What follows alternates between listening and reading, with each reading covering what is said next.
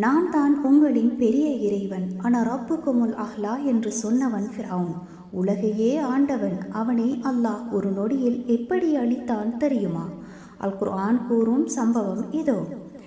ஃபிரவுன் எகிப்தின் மாமன்னன், தங்க அரண்மனை, பெரும்படை. அவன் சொன்னான், என் காலுக்கு கீழ் நைல் நதி ஓடுகின்றது, நான் தான் கடவுள். அல்லாஹ் மூசா அலைஹிஸ்ஸலாம் அவர்களை அனுப்பினான். 9 பெரிய அத்தாட்சிகளை காட்டியும் ஃபிரவுன் திருந்தவில்லை. ஒரு இரவு மூசா நபி தன் கூட்டத்துடன் வெளியேறினார்கள். ஃபிரவுன் படையுடன் துரத்தினான். முன்னால் கடல், பின்னால் படை. அப்போது மூசா நபி அவர்கள் சொன்னார்கள், என்னுடன் என் இறைவன் இருக்கின்றான். அல்லாஹ் கடலை பிளந்தான். பனோ இஸ்ராயேல் கடந்து விட்டார்கள். ஃபிரவுன் அதே பாதையில் இறங்கினான். நடுக்கடலில் கடல் மூடியது.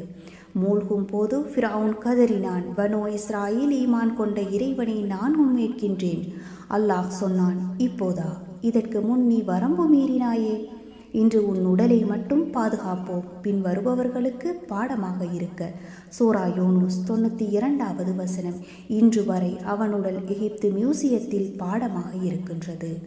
இதிலிருந்து நாம் கற்கும் பாடம் என்னவென்றால், பதவி என்பது நிரந்தரமில்லை.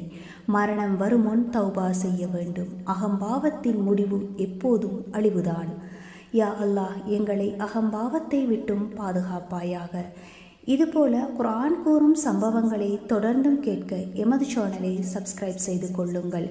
இந்த ஃபிரவுனின் சம்பவம் முழுமையான வீடியோவாக இன்று இரவு 8 மணிக்கு முழு வீடியோ வருகின்றது.